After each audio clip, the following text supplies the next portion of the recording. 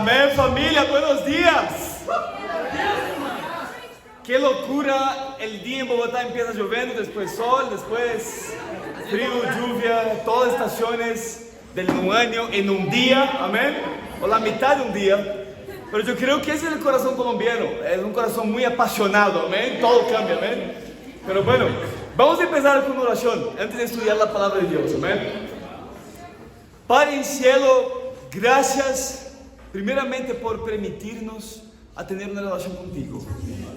Sabemos que al fin del día lo que más importa, la única cosa que perdura, que queda para siempre, es lo que construimos hoy en la tierra contigo.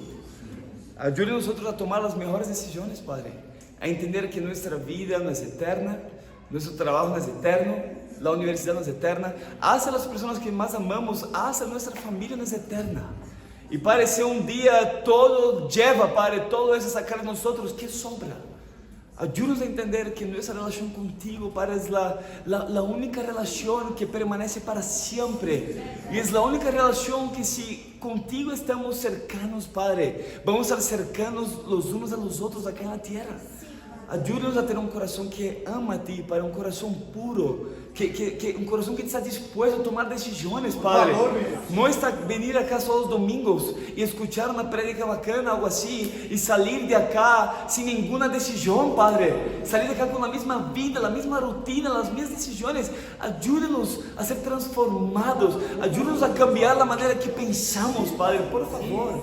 Padre, por favor, ayúdanos a entender su gracia y su verdad, Padre, hoy en esta mañana. Te amamos mucho, que podemos salir de acá inspirados, enseñados, a ser instruidos por tu palabra y realmente ver a ti como nuestro Padre, como algo tan íntimo, Padre, que tú eres para nosotros. Te amamos mucho, te oramos todo eso en nombre de Jesús. Amén. Amén, amén, hermanos. Como saben, y los que están visitándonos, en los domingos estamos estudiando el libro de Samuel. Amén.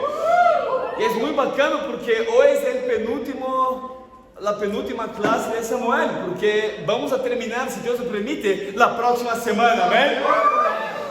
Han sido semanas increíbles estudiando Samuel, amén.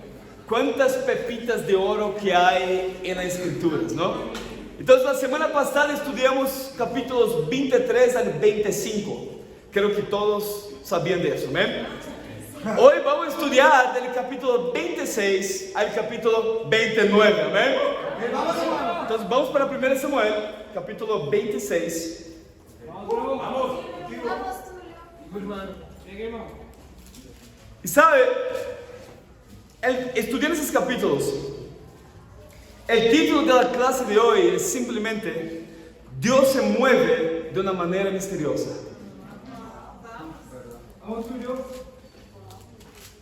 Dios se mueve de una manera misteriosa, en verdad. Es una frase que muchos ya han dicho, ya han pensado. Pero en verdad fue una canción escrita por un poeta en 1800 llamado William Cowper. Y la letra de la canción es la siguiente. Yo no voy a cantar, amén. Voy a leer. Por el bien de ustedes, no voy a cantar. Pero la letra sigue. Dios se mueve en maneras misteriosas para realizar sus maravillas. Él planta sus huellas en el mar y monta sobre la tormenta. En lo profundo de minas insondables de habilidad que nunca termina, Él atesora sus brillantes designios y hace su soberana voluntad. Ustedes, santos temblorosos, tomen nuevos bríos. Las nubes que tanto temen son grandes en piedad y se desharán en bendiciones sobre sus cabezas. Sus propósitos madurarán pronto, desplegándose cada hora. La yema puede tener un sabor amargo, pero dulce será la flor. La ciega incredulidad es segura en el error y sondea su obra en vano. Dios es su propio intérprete y lo hará con sencillez. Vamos para 1 Samuel capítulo 26. Vamos a ver nuestro joven héroe David. Y yo tengo 4 puntos para nosotros, amén. Primer punto, el misterio del sufrimiento.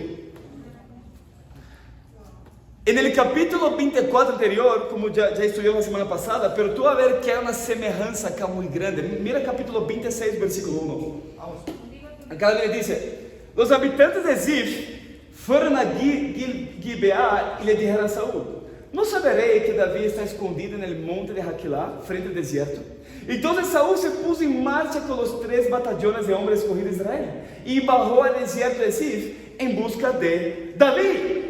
Acá parece que estamos leyendo el capítulo 24 de Samuel. Recuerden que los habitantes de Zif también llegaron a Saúl: mira, Saúl, a nosotros vamos a buscar David para ti, y si lo encontramos vamos a llevar hacia ti. Y recuerda que en ese capítulo 24 Saúl también aún estaba con 3,000 soldados buscando a David.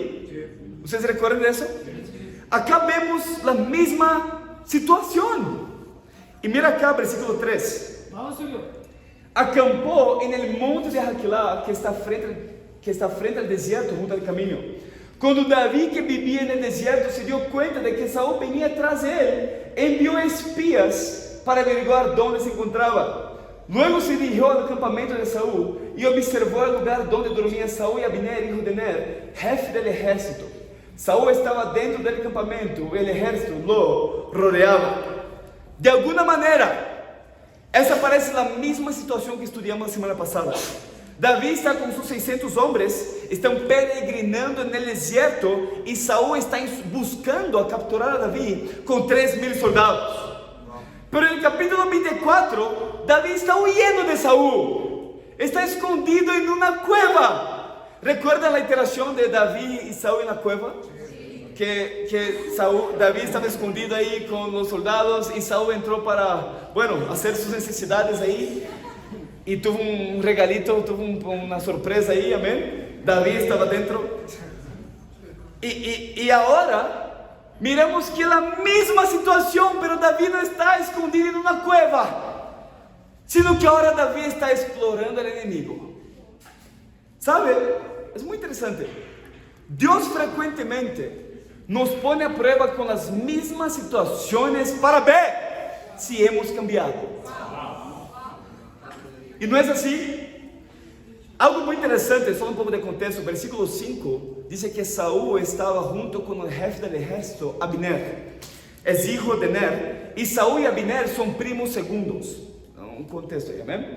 Versículo 6. David entonces les preguntó a Ahimelech, elitita, y a Abisai, hijo de Sarbia, hermano de Joab: ¿quién quiere venir conmigo al campamento de Saúl? Yo no contigo, respondió Abisai. Mira la diferencia. Antes estaba escondido en una cueva, huyendo de miedo. La misma situación aparece de nuevo, pero vemos un hombre cambiado. Ahora tú no estás más con miedo, sino no solo que estás explorando el enemigo, sino que quiere ir hasta el campamento de Saúl y su ejército. ¿Sabe por qué? Tenemos que recordarnos Romanos capítulo 5. Si tú miras Romanos capítulo 5, vamos para allá como rápidamente. En Romanos 5, deja el dedo ahí en 1 Samuel, amén. ¿Cómo hubo esa transformación en el carácter de David? Romanos 5, versículo 3, David le dice: y no solo en esto, sino también en nuestros sufrimientos, porque sabemos que el sufrimiento produce perseverancia. La perseverancia, interés de carácter. La interés de carácter, esperanza. Y esta esperanza no nos defrauda. La Biblia nos enseña algo muy increíble. Cuando las cosas están yendo bien en nuestra vida, nosotros no cambiamos mucho, porque nos sentimos muy bien con nosotros mismos. Es cuando viene el sufrimiento, es cuando vienen momentos difíciles, que cuando percibimos: wow, yo tengo muchas fallas. Y lo interesante es que Dios no te permite sufrir una vez y ya, pero Dios frecuentemente te permite pasar por el mismo sufrimiento una y otra vez, porque es esa la manera que cambiamos. Dios quiere ponernos a prueba para ver si hemos cambiado. Acá vemos un David diferente, vemos un corazón diferente, no está más escondido de miedo, pero sino que David sabe que Dios está con él. Muy bueno, hermano. David no está más buscando una salida de la ventana, no estás más escondido en la cueva, sino que él está diciendo: mira, ¿quién de ustedes quiere venir conmigo al campamento? ¿Puedes percibir cómo David está lidiando diferente con el sufrimiento del pasado? Tú como discípulo eres así. Las mismas situaciones que Dios permite en su vida, ¿tú has lidiado de manera diferente de la semana pasada? ¿Has lidiado de una manera diferente de un mes atrás? Tú puedes decir que las mismas pruebas que Dios permite en su vida, tienes un corazón diferente, una actitud diferente. ¿Sabes? Muy interesante porque acá David pide ayuda de Ahimelech, un hitita, y Abisai. ¿Quién es Abisai? La Biblia dice que Abisai es hijo de Sarbia. ¿Quién es Sarbia? Sarbia es la hermana de David. Por lo tanto, David es tío de Abisai. En 2 Samuel, ¿qué tan importante es saber de Abisai? Bueno, en 2 Samuel, la Biblia habla sobre los principales guerreros de Israel. Y entre los principales había 3. Que eran los más cercanos a David, eran nombres ahí increíbles. Y Abisai lideraba esos 3. O sea, en la expresión colombiana acá, como no, creo que se dicen así, Abisai era un duro, amén. Así que sí, así se dice, ¿no? Amén. Un poquito de expresión ahí. Era un nombre increíble, amén. Y bueno, acá David es muy interesante. Porque David básicamente dice, mira, yo ya enfrenté a Saúl antes. Y Dios estuvo conmigo. Yo enfrenté ya el desierto de Zif. Y Dios estuvo conmigo. Yo ya pasé por esa situación antes con Saúl en la cueva. Quería matarme, quería perseguirme. Yo ya pasé por eso antes y Dios estuvo conmigo. Por lo tanto, ¿quién de ustedes quiere venir conmigo al campamento? Mira el versículo 7. David y Abisai llegaron esa noche y vieron a Saúl dormido en medio del campamento, con su lanza hincada en tierra a su cabecera. Abner y el ejército estaban acostados a su alrededor. Hoy ha puesto Dios en tus manos a tu enemigo, le dijo Abisai a David. Déjame matarlo. De un solo golpe de lanza lo dejaré clavado en el suelo y no tendré que matarlo. Abisai era pocas palabras, amén. Abisai era duro ahí, ¿no? Versículo 9. No lo mates, exclamó David. ¿Quién puede impunemente, esa palabra interesante, impunemente alzar la mano contra el ungido del Señor? Y añadió, tan cierto como que el Señor vive, que Él mismo lo herirá. O lo llegará la hora de morir, o caerá en batalla. En cuanto a mí, que el Señor me libre de alzar la mano contra su ungido. Solo toma la lanza y el jarro de agua que está en su cabecera y vámonos de aquí. Mira eso. David de nuevo, la misma situación de la cueva, le podría pensar, pero yo podría matar a Saúl en la cueva. Él me llamó de hijo mío, él lloró en la cueva y sigue con la misma actitud. Él no va a cambiar, creo que ahora es diferente. Yo voy a vengarme de él. Él fue tentado, sin duda, a matar a Saúl, pero en verdad él se mantuvo firme en sus principios. Mira acá el versículo 12. Dice, David mismo tomó la lanza y el jarro de agua que estaba en la cabecera de Saúl, y los dos se marcharon. Nadie los vio, ni se dio cuenta, pues todos estaban dormidos. No se despertaron, pero el Señor los había hecho caer en un sueño profundo. Esa escritura se aplica a muchos hermanos de la red, amén. Tiene un sueño profundo ahí, amén. Para despertar es difícil. Pero miren qué increíble. David entonces va junto con Abisai hacia el campamento. Entre el campamento de los israelitas, los principales soldados de Israel, entre la tienda donde Saúl estaba dormido con, su mano derecha Abner y otros soldados, entró allá, cogió una lanza que quedaba en la cabecera de Saúl, un jarro de agua y salió. Pero cuando llegó allá dijo que nadie despertó, porque Dios había hecho a los israelitas caer en un sueño profundo. Ven la pregunta, ¿David sabía que Dios iba a ponerlos en un sueño profundo?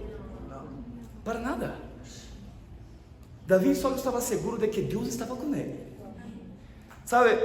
Las pruebas de estar solo en el desierto, las pruebas de ser perseguido por su archienemigo, las pruebas de tener su archienemigo entregado en sus manos y tú poder vengarse de él. La prueba vino, pero vemos claramente David, el hombre que se estaba convirtiendo. Yo quiero preguntar para ti, tu sufrimiento en verdad, las pruebas que han pasado, ¿qué mujer, qué hombre te estás convirtiendo? Muy bueno. Tu sufrimiento está produciendo una perseverancia, y esa perseverancia está produciendo un carácter diferente. tanto hemos cambiado como discípulos? Es eso que yo pienso. Estamos un poquito más de la mitad del año. ¿Qué tanto yo he cambiado? De cada semana, ¿qué tanto yo cambié de la semana pasada para hoy? ¿Qué tanto he cambiado? Pero tú no entiendes. Yo he sufrido mucho, pero tú no has cambiado. Porque es el sufrimiento. Es en el sufrimiento que viene el cambio. Acá David entra en el campamento y es muy interesante porque después que correr la lanza al lado de Saúl, el jarro de agua, junto con Abisai, ellos se van. Y mira el versículo 13. David cruzó al otro lado y se detuvo en la cumbre del monte, de modo que había una buena distancia entre ellos. Entonces llamó al ejército y a Abner, hijo de Ner. Abner, ¿me oyes? Abner replicó, ¿quién está gritando al rey? David respondió, ¿no eres tú el valiente sin par a Israel? ¿Cómo es que no has protegido a tu señor el rey? Te cuento que uno del pueblo entró con la intención de matarlo. Lo que has hecho no tiene nombre. Tan cierto como que el Señor vive, que ustedes merecen la muerte por no haber protegido a su rey, el ungido del Señor. A ver, ¿dónde está la lanza del rey y el jarro de agua que estaban a su cabecera? Saúl, que reconoció la voz de David, dijo, David, hijo mío, pero si eres tú quien habla. Después que David cogió la lanza y el jarro de agua, simplemente se aparta un poco del campamento y gritó, Abner, tú no eres el valiente de Israel, tú no eres el más habilidoso, tú no tenías que cuidar de la persona en un sentido civil más importante de Israel. A ver, ¿dónde está la lanza y jarro de agua que estaba al lado de Saúl? Y mientras David hablaba con Abner, Saúl reconoce la voz de David y dice, David, hijo mío, ¿eres tú? Y claro que Saúl había escuchado antes la interacción entre David y Abner sobre el jarro y la lanza. Por estar seguro, ellos empezaron a buscar en la tienda, ¿entiendes? Cuando habló, a ver, ¿dónde está la lanza y el jarro? Y todos empezaron, ¿dónde está la lanza y el jarro? Y fueron a la cabecera de Saúl. Imagina todos los soldados buscando y cuando ellos vieran, no está allá. Tú puedes imaginar cómo quedó sus corazones de entender que Dios mío, David estuvo acá entre nosotros, podría matar al rey, pero eligió no hacer ningún daño al ungido del Señor. Mira el versículo 21. He pecado, exclamó Saúl. Regresa, David, hijo mío, ya no voy a hacerte daño. Tú has valorado en mi vida, yo en cambio me he portado como un necio. David respondió, su majestad, acá está su lanza. Mande usted a uno de sus criados a recogerla. Que el Señor le pague a cada uno según su rectitud y lealtad. Pues hoy Él lo había puesto a ustedes en mis manos, pero yo no me atreví a tocar siquiera el ungido del Señor. Sin embargo, así que hoy valoré la vida de usted. Quiere el Señor valorar mi propia vida y librarme de toda angustia. Bendito seas, David, hijo mío, respondió Saúl. Tú harás grandes cosas y en todo triunfarás. Luego David siguió su camino y Saúl regresó a su palacio. Acá vemos un principio que tenemos que atesorar en nuestros corazones esta mañana, hermanos. ¿Están conmigo? Sufrimiento produce perseverancia. Perseverancia produce un carácter diferente, interés de carácter. Interés de carácter, esperanza que no nos defrauda. ¿Sabe?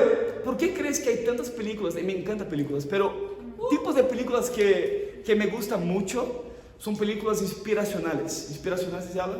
Inspiradoras. Son películas inspiradoras. Películas basadas en hechos reales.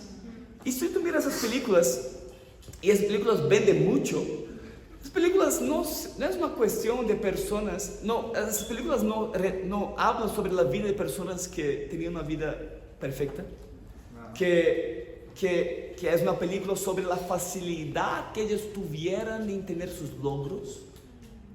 No habla, en verdad, sobre, tantas victorias que ellos tuvieran en primer intento. No habla de eso. Pero esas películas son historias que muestran de cómo Dios les permitió sufrir, como Dios les permitió tocar hondo, y tocando hondo, ellos tomaron la decisión transformadora de perseverar. Y perseverando produjo un carácter diferente, y eso trajo esperanza. Sufrimiento cambia Cualquier persona. Sufrimiento cambia un nombre. Y es muy interesante porque en el versículo 23 dice que el Señor le paga a cada uno según su rectitud y lealtad. Sabemos bíblicamente y como discípulos, amén, que no somos salvos por obras, para que nadie se jacte, amén. Buenas obras, buenos hechos no nos salvan. Pero tiene un principio de escrituras también que muchos pasan por alto. Muchos entienden eso, sí, yo entiendo eso, sí, no somos salvos por obras, pero no entiende la otra verdad. No somos salvos por obras, sin embargo, Dios nos recompensa de acuerdo con nuestra rectitud. Wow, increíble, hermano. Tú sabes que es verdad. Tú sabes el sentimiento que vienes cuando tú permites endurecer su corazón por el pecado.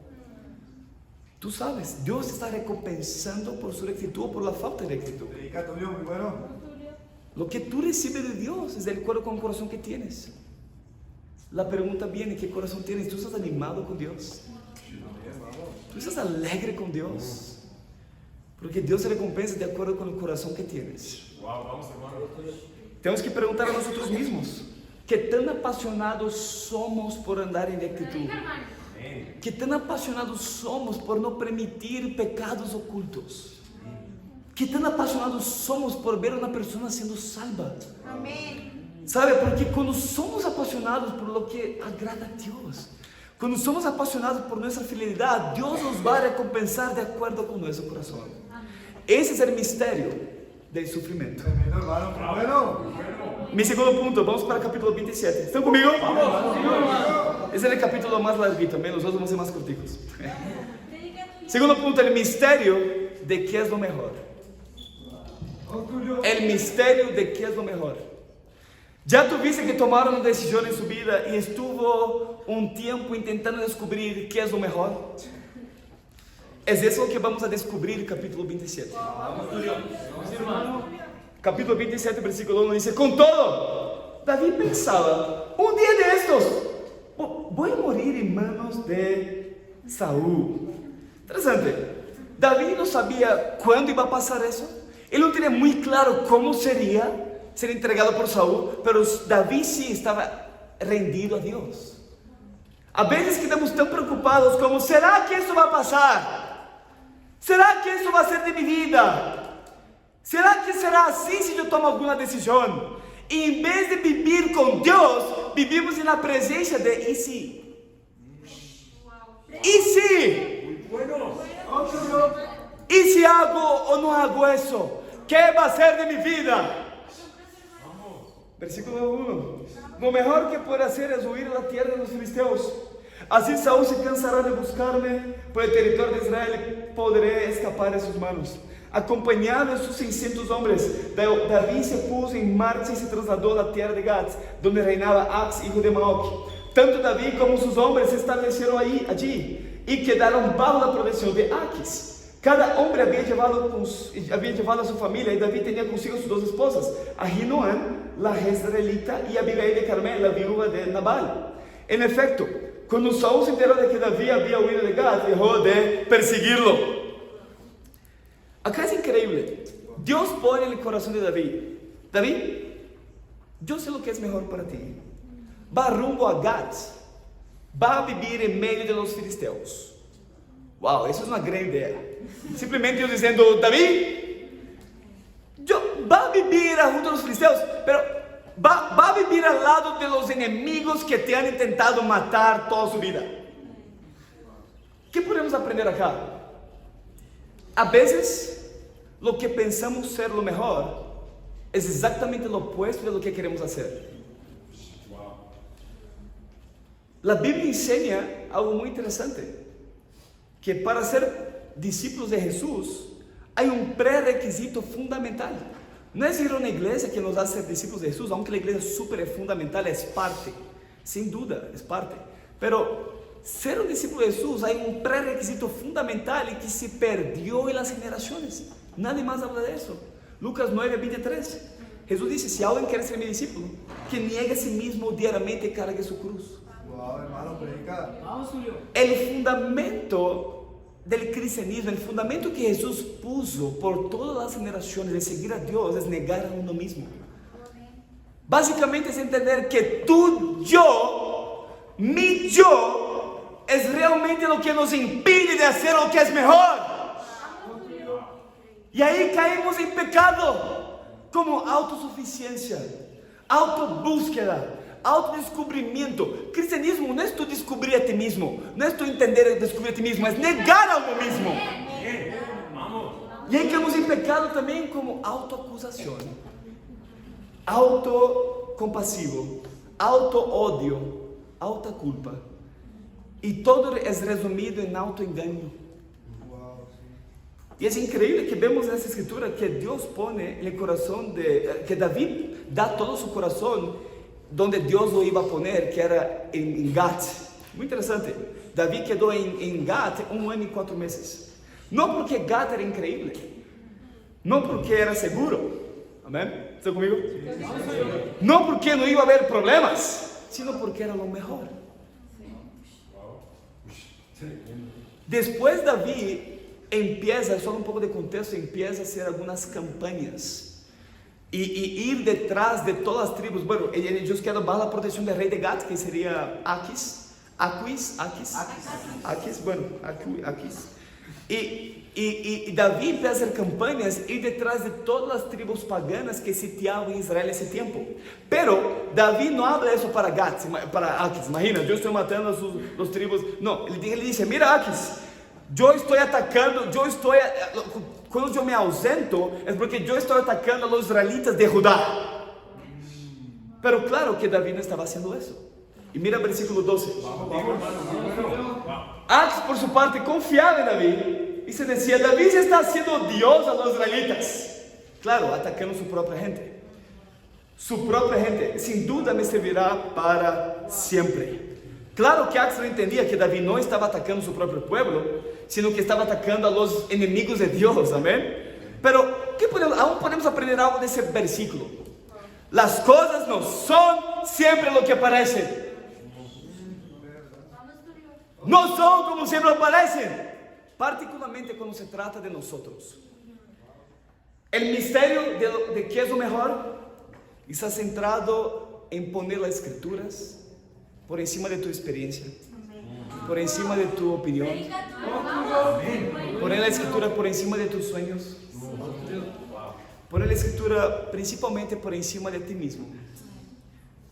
Solo cuando haces eso es que tú descubres el misterio de qué es lo mejor. Todas las malas decisiones que tomamos, y que nos trajo tanto problema, tanto dolor en las personas, para nosotros mismos y las personas que nos rodean, las personas que más amamos, fue justamente por confiar en nosotros mismos. Pensa, cuando tú tomas esas decisiones, tú negó a ti mismo para hacer lo que hizo, para decir lo que hizo, y mira el daño que vino. Hoy será un día grandioso, no solo porque estamos acá reunidos como familia, pero hoy será un día grandioso porque una mujer llegó a esa conclusión. Una mujer llegó a la conclusión de simplemente, yo he arruinado muchas áreas de mi vida. Yo estoy totalmente vacío en mi corazón. Lo que yo sé es que yo necesito de Dios. Yo necesito de personas enseñándome a poner las escrituras por encima de mí misma. Y esa increíble mujer se humilló delante de Dios, estudió la palabra de Dios y hoy Flor será bautizada.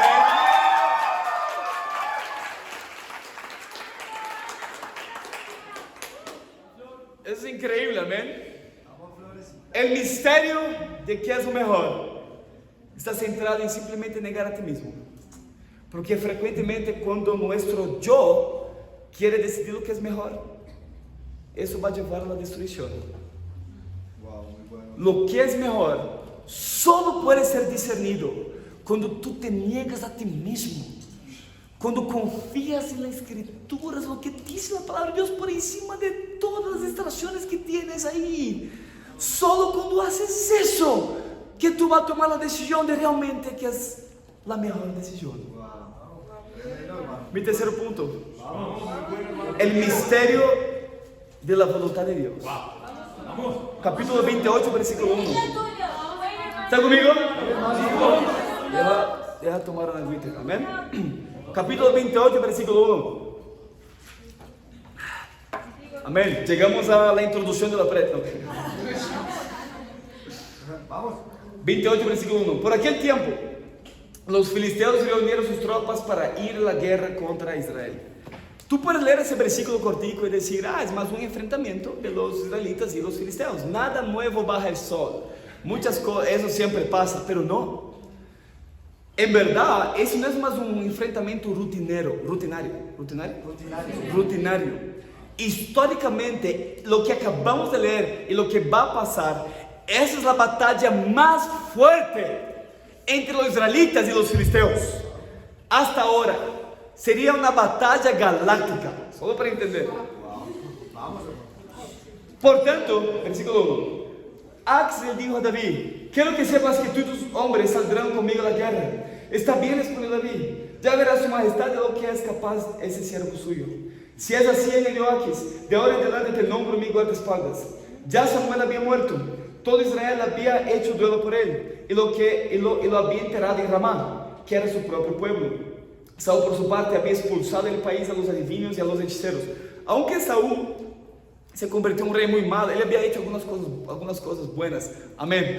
Una de ellas fue expulsar del país los adivinos y los hechiceros. Versículo 4. Los filisteos concentraron sus fuerzas y fueron a Sunem, donde acamparon. Saúl reunió entonces a los israelitas y armaron su campamento en Gilboa. Pero cuando vio Saúl el ejército filisteo, le entró tal miedo que se descorazonó por completo. Por eso consultó al Señor, pero él no le respondió, ni en sueños, ni por el Urim, ni por los profetas. Por eso Saúl les ordenó a sus oficiales, búsqueme a una adivina para que yo vaya a consultarla. Ese fue lo lejos que llegó a Saúl. Saúl era el ungido del Señor. Saúl fue el hombre que Dios lo eligió para liderar los israelitas, el primer rey de Israel.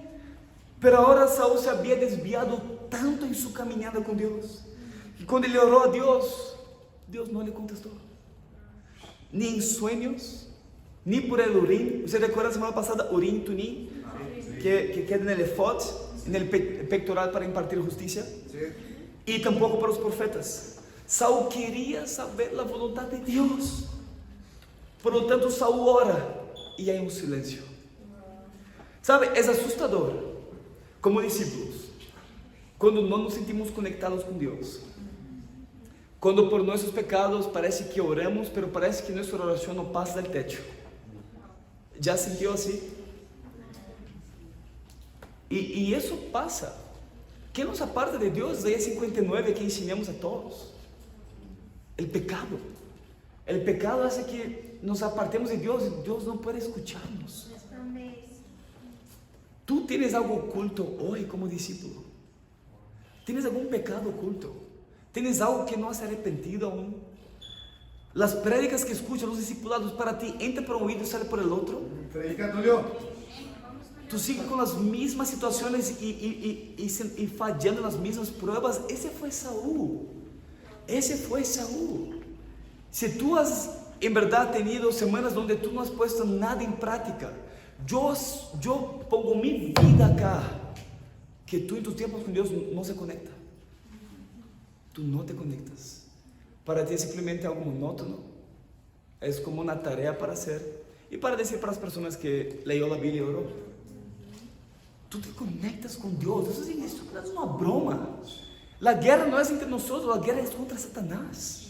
Satanás que quiere que endurezcamos nuestros corazones. Abra los ojos, para de ver a los hombres que están hablando contigo. Ve que es Dios por medio de la palabra diciendo despierta. Predica, Tulio. Despierta, levántate. Hoy es momento de tomar decisiones. No es mañana, no es la otra semana. No piensa, yo ya sé que tengo que hacer, pero es que pereza.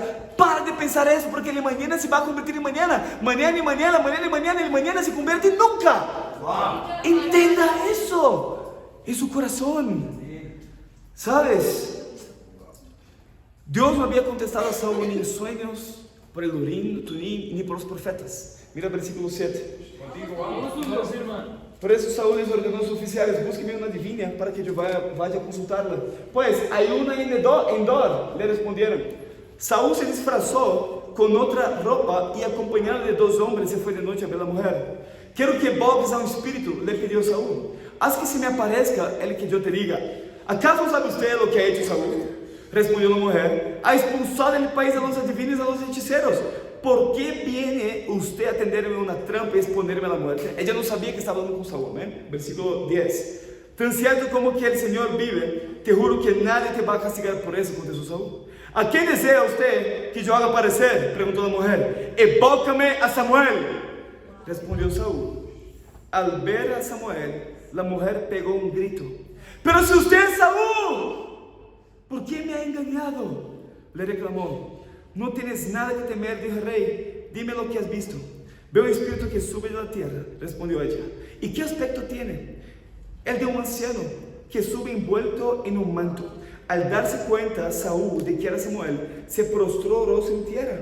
Samuel le dijo a Saúl: ¿por qué me molestas haciéndome subir? Estoy muy angustiado, respondió Saúl. Los filisteos me están atacando y Dios me ha abandonado. Ya no me responde, ni sueños ni por medio de profetas. Por eso decidí llamarte, para que me digas lo que debo hacer. Ahora Saúl quiere discipulado. Ese eres tú como discípulo. Un discípulo una semana, un discípulo una semana. Tú destrozas su vida y después habla: ayúdame. Ahora sí, yo necesito de ayuda. Yo tomé las peores decisiones de mi vida. Yo no seguí ningún consejo. Yo aparentaba, sentaba enfrente de ti lo que tú me decías. Yo no ponía nada en práctica. Yo dañé mis relaciones, pero mira, ayúdame ahora, por favor. Ese fue Saúl. Predica, hermano. Vamos, hermano. ¿Tú valoras discipulado? Wow, hermano, muy bueno. ¿Tú valoras discipulado? Tú sabes que tú valoras cuando tú tienes discipulado. Cuando tú ni tienes y tú cambias eso por cosas que tienes que hacer, es que tú realmente no tienes convicción discipulado. Cualquier persona que no escucha discipulado, en verdad, Dios habla en las escrituras, va a caer de la fe. Es ya una señal. Tú huyes discipulado, tú buscas. No es el punto de tolerar listo, yo tuve, no, tú buscas. Tú entiendes que ser discípulo es simplemente tú seguir las enseñanzas de Jesús después que fue bautizado para ser enseñado a obedecer. Tú entiendes que Dios quiere poner un Samuel en su vida, alguien que te ayuda a ver los puntos ciegos en tu vida que tú no ves, por el orgullo, por pecado, lo que sea, y quieres formar un carácter de Cristo en ti por las escrituras.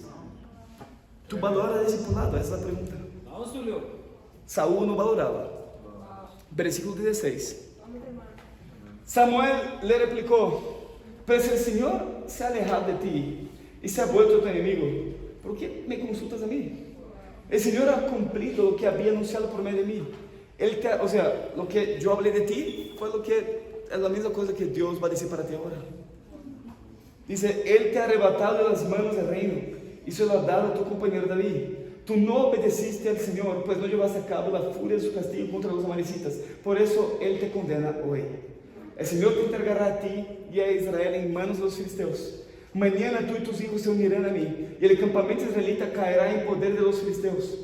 Al instante, Saúl se desplomó, y es que estaba lleno de miedo por lo que Samuel le había dicho. Además de que se moría de hambre, pues en toda la noche y en todo el día no había comido nada. Mira qué increíble lo que está ocurriendo acá. La Biblia dice que de hecho la divina de Endor evoca y comunica con el propio espíritu de Samuel. Sabe, hermanos, aún para entender un paréntesis, ocultismo es real.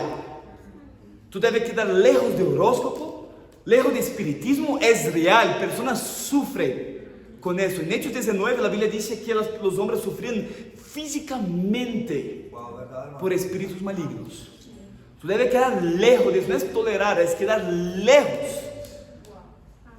Pero algo muy interesante es que cuando Samuel aparece de los muertos, Saúl quería saber la voluntad de Dios. Y Samuel simplemente dice: Saúl, tú tuvo tantas chances, tantos servicios, quizás tantos discipulados. Yo te divertí tantas veces, pero por fin, cuando tú decidió desobedecer la palabra de Dios y no matar a los amalecitas, fue aquel día que Dios se apartó de ti. Por tu fallar, Saúl, en responder al amor y la gracia de Dios que Dios ha derramado en ti, día tras día, mañana a esa hora, tú y tus hijos, en la gran batalla entre los israelitas y los filisteos, ustedes van a morir. A veces yo siento que estamos tan desubicados espiritualmente. Uno de los pecados que yo quiero que ha afectado a la iglesia ha sido ingenuidad. Ingenuidad. No tenemos ojos espirituales. Estamos tan desconectados con el mundo espiritual. Queremos que no, pero esa persona está tan mal, pero eso está tan mal, mi familia está tan mal. Sí, ellos tienen cositas para cambiar, hay cositas, no son discípulos, no fueron perdonados, pero todo bien, todo su tiempo, ¿entiendes? Y yo quiero que la ingenuidad nos hace quedar callados. Amén, es verdad.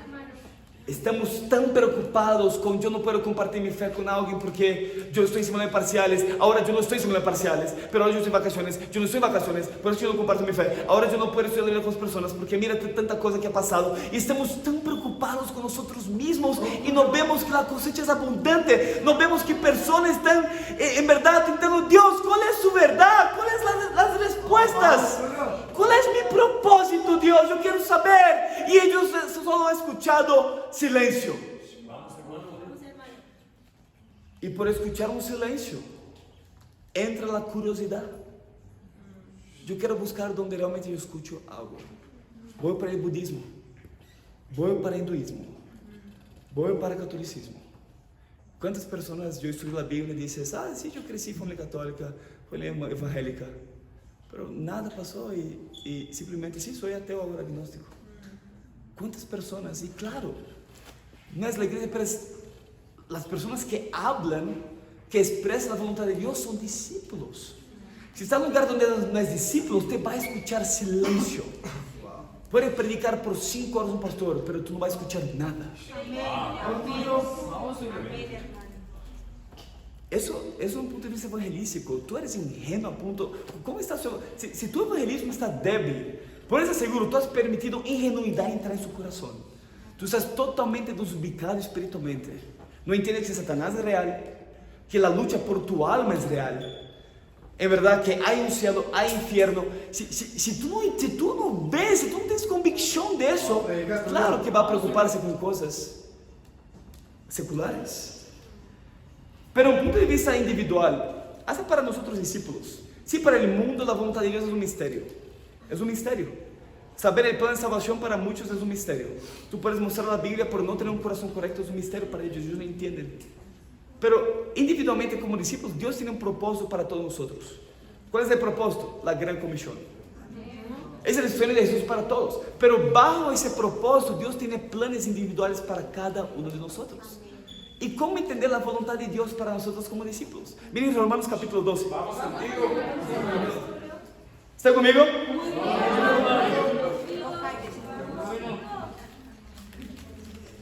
Romanos capítulo 12, mira el versículo 1. Ya volvemos para Samuel y para el último punto, ¿amén? Vamos, hermano, contigo. Romanos 12, versículo 1. Por lo tanto, hermanos, tomando en cuenta la misericordia de Dios, les ruego que a cada uno de ustedes en adoración espiritual ofrezca su cuerpo como sacrificio vivo, santo y agradable a Dios.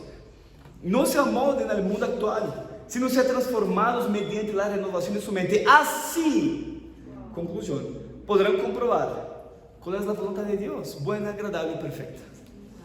¿Qué la Biblia dice? Si tú quieres saber la voluntad de Dios, primero, fundamental, tú debes estar totalmente comprometido. Lo que pasa es que yo llamo de discípulos filósofos.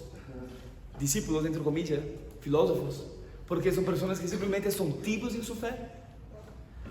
En verdad, tienen tanto pecado en su corazón, pero ellos saben la voluntad de Dios para ellos. De alguna manera, no comparten su fe, no viven como discípulos, no niegan a sí mismos, pero piensan, no, pero ¿sabes qué? Es que para mí lo que Dios quiere es otra cosa. No, yo no creo que buscar en Dios en primer lugar, no creo que sea eso. Yo creo que Dios me está hablando otra cosa. Y en verdad no es Dios, es una divina vendor que está te diciendo algo. No es Dios. No es Dios. Dios está haciendo la voluntad de Dios un misterio para ti. Lo que tú crees que es de verdad son espíritus malignos. entre en su corazón. Si quieres saber la voluntad de Dios, primero toma la decisión. Sé totalmente comprometido con Dios. Ahí, solo ahí, tú vas a poder entender, comprobar la voluntad de Dios, que es buena, agradable y perfecta. Ese es el misterio de la voluntad de Dios. Y volviendo para 1 Samuel capítulo 29. ¿Tú eres un discípulo filósofo? Espero que no, amén. 1 Samuel capítulo 29, mi último punto, el misterio de la decepción. Capítulo 29, versículo 1. Acá la Biblia dice: los filisteos reunieron a todas sus tropas en Afec. Los israelitas por su parte acamparon junto al manantial que está en Jezreel. Los jefes filisteos avanzaban en compañías de 100 y de 1000 soldados seguidos de Aquis y de David sus hombres. ¿Y esos hebreos qué hacen aquí?, preguntaron los generales filisteos. Aquis les respondió: ¿no se dan cuenta de que ese es David, quien antes estuvo al servicio de Saúl, rey de Israel? Hace ya más de un año que está conmigo, y desde el primer día que se unió a nosotros no he visto nada que me haga desconfiar de él. Solo para entender, en la gran batalla llega Aquis con un montón de filisteos y David sus hombres, y cuando se reúne con los otros generales filisteos, ellos ven a David pero ¿qué están haciendo acá David y sus hebreos? Mira el versículo 4. Pero los generales filisteos, enojados con Aquis, le ordenaron: despídelo, que regrese al lugar que le diste. No dejes que nos acompañe en la batalla, no sea que en medio del combate se vuelva contra nosotros. ¿Qué mejor manera tendría de reconciliarse con su señor que llevándole las cabezas de esos soldados? ¿Acaso no es ese el David, por quien danzaban en sus cantos decían: Saúl mató a sus 1000, pero David a sus 10,000? Ante eso, Aquis llamó a David y le dijo: tan cierto como que el Señor vive, que tú eres un hombre honrado, y me gustaría que me acompañaras en esa compañía. Desde el día en que llegaste, no he visto nada que me haga desconfiar de ti, pero los jefes filisteos te miran con recelo.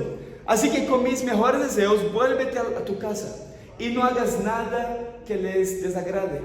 ¿Pero qué es lo que yo he hecho?, reclamó David. Que falle aviso su majestad en el servidor suyo, desde el día en que entré a su servicio hasta hoy. ¿Por qué no me permite luchar contra los enemigos de mi señor y rey? Ya lo sé, respondió Aquis. Para mí tú eres como un ángel de Dios. Sin embargo, los generales filisteos han decidido que no vayas con nosotros a la batalla. Esa historia es chocante. Es chocante como leímos. David y sus soldados están listos, alineados con los filisteos, listos para luchar y a matar a los propios israelitas. David estaba mucho tiempo viviendo en Gat, 1 año y 4 meses. Por lo tanto, en vez de influenciar a las personas alrededor, él fue influenciado. Eso es que es tan importante, la decisión que hace, qué personas tú eliges tener a su lado. Como Dios nos creó de una manera, hermanos, eso para otra prédica, pero Dios nos creó de una manera que somos influenciables. Tú no puedes elegir si vas a ser influenciado o no. Lo que tú puedes elegir es por quién quieres ser influenciado. ¿Sabe? David sufre acá una gran decepción. David era un guerrero. David y sus soldados estaban listos para pelear. Y Aquis dice: mira David, los generales filisteos no confían en ti. No confían en ti. Tú no puedes venir a pelear. Y David dice: ¿pero por qué? ¿Qué yo he hecho? Yo soy un discípulo, ¿por qué merecí eso? Dios, ¿qué falla yo he cometido? Y simplemente David no pudo ir a pelear contra los filisteos. Y ahí entró una decepción en el corazón de David. ¿Sabe? Es interesante que muchas veces la vida mismo es un misterio para nosotros. ¿No es así? ¿Por qué eso pasó conmigo? ¿Por qué de esa manera? David era: ¿por qué yo no puedo ir a luchar? Y la respuesta se torna muy clara, particularmente en el próximo domingo. Pero ya un poquito de spoiler, pero la verdad por detrás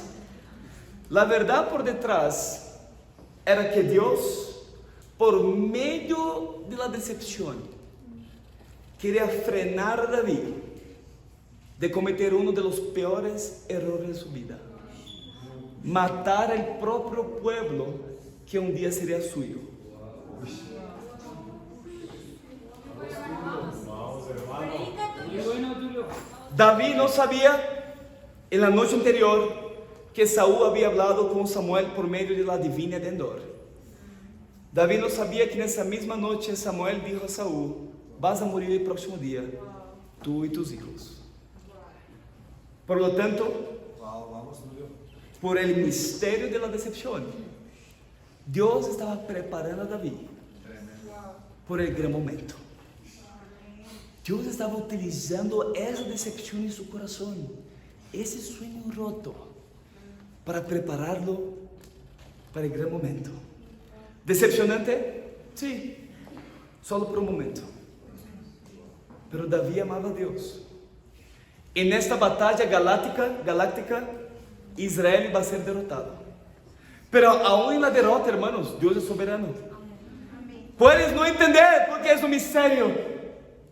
Puedes não ver. Pero a verdade é que Deus está trabalhando e de hecho, Deus se mueve em maneiras misteriosas para realizar suas maravilhas. Ele planta suas huellas no mar e monta sobre a tormenta. E no profundo de minas insondáveis, de habilidade que nunca termina, Ele atesoura seus brilhantes desígnios e hace sua soberana vontade. Ustedes, santos temblorosos, tomem novos brilhos. As nuvens que tanto temem são grandes impiedades e se desarran em bendições sobre suas cabeças. Sus propósitos maduram pronto, desplegando-se cada hora, como miramos em Davi. La yema pode ter um sabor amargo, pero dulce será a flor. Sí hay misterios, pero debemos entender que Deus se mueve de uma maneira misteriosa. E para Deus é a glória.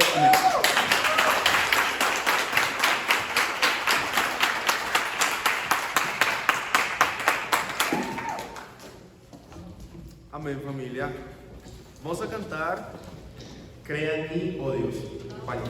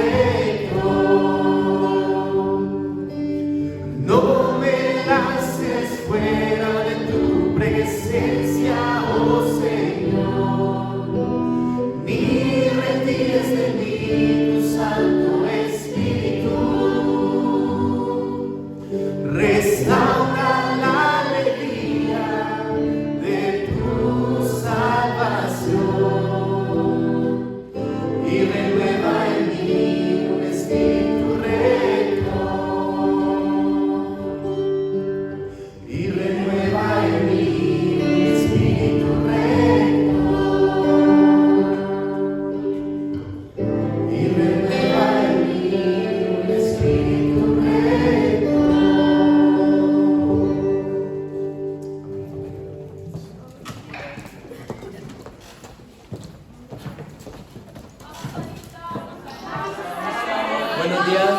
familia, buenos días invitados. A continuación vamos a tener el momento de la Santa Cena. Mi nombre es Steven y estoy junto a mi hermana Sara, que va a compartir sus convicciones acerca de la cruz. Para esto ya nos ha pedido que vayamos todos encarecidamente a una escritura que está en Hebreos 5, versículos 7 al 9. Hebreos 5, versículos 7 al 9. Dice así: en los días de su vida mortal, Jesús ofreció oraciones y súplicas con fuerte clamor y lágrimas al que podía salvarlo de la muerte, y fue escuchado por su reverente sumisión. Aunque era hijo, mediante el sufrimiento aprendió a obedecer y consumada su perfección llegó a ser autor de salvación eterna para todos los que le obedecen. Buenos días, familia. Es muy especial para mí estar aquí, hacer una retrospectiva de lo que ha cobrado, el sentido que ha cobrado la cruz para mí en este último tiempo como discípula. Bueno, yo cuando conocí a Dios a mis 17 años, en verdad no me pasaba por muchas pruebas. Era una joven sin carácter y así como mi carrera en la fe ha venido transcurriendo, mi visión y mi forma de la cruz también se ha venido transformando por medio de todo lo que Dios me ha permitido vivir, alegrías, victorias, decepciones, aflicciones. Y bueno, yo hace un tiempo me permití normalizar mi relación con Dios. Normalicé mucho la cruz. Dejé que mis ojos se desviaran. Yo permití que las responsabilidades, las personas definieran quién yo era. Mi identidad fue robada por mi pecado. Había días que ya ni palabras coherentes salían de mi boca cuando intentaba buscar a Dios. Mi corazón se perdió. Comencé a valorar más lo que pude hacer para Dios. Pude llegar al punto de amar más su iglesia que a Él. Mi identidad naufragó por un buen tiempo, unos buenos meses.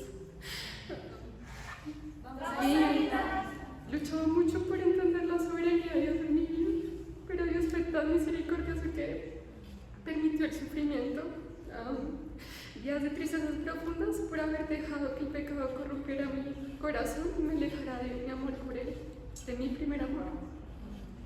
Más hubo un día que yo pensé en la cruz después de un discipulado y recordé cuál había sido esa buena confesión que yo dije a Dios hace 2 años atrás, cuando dije: hago de Jesús el Señor y el Salvador de mi vida.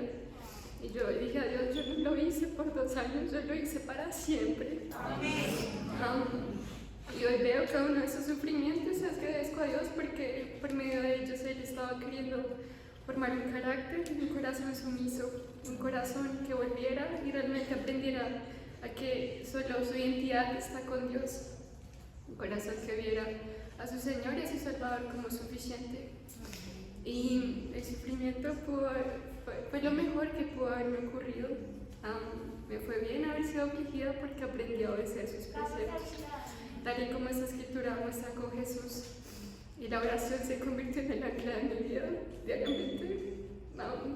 En la universidad era muy fuerte porque había días muy duros, donde tenía que salir más de 2 veces al día a orar con Dios, tener tiempos con Dios porque sentía mi corazón muy alejado. Pero yo quería perseverar en mi buena confesión y quería que el Señor me escuchara y salvara como tal, como dice también esta escritura, ¿no? Y lo hice porque solo Dios podía salvarme de esa muerte imponente, esa muerte espiritual que venía si yo me permitía seguir en el mismo estado. Y bueno, gracias a Dios esas súplicas y oraciones con fuerte clamor fueron escuchadas por mi Dios.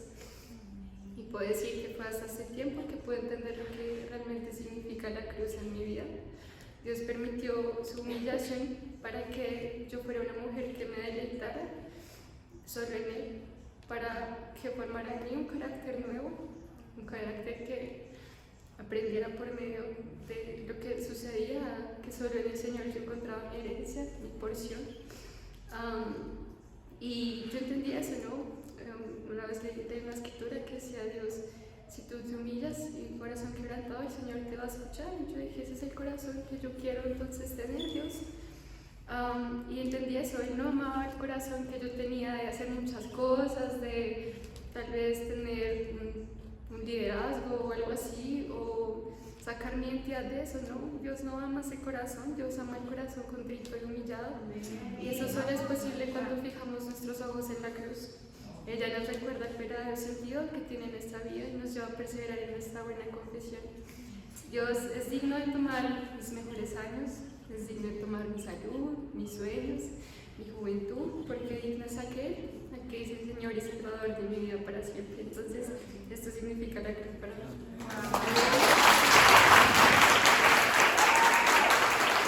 Gracias por sus bendiciones. Y familia, los quiero animar a que podamos tomar el jugo que significa la sangre de Jesús y el pan que significa su cuerpo. Y por favor, acompáñenme a una oración. Padre amado, Señor Celestial, gracias, Señor, por haber muerto en la cruz, Padre.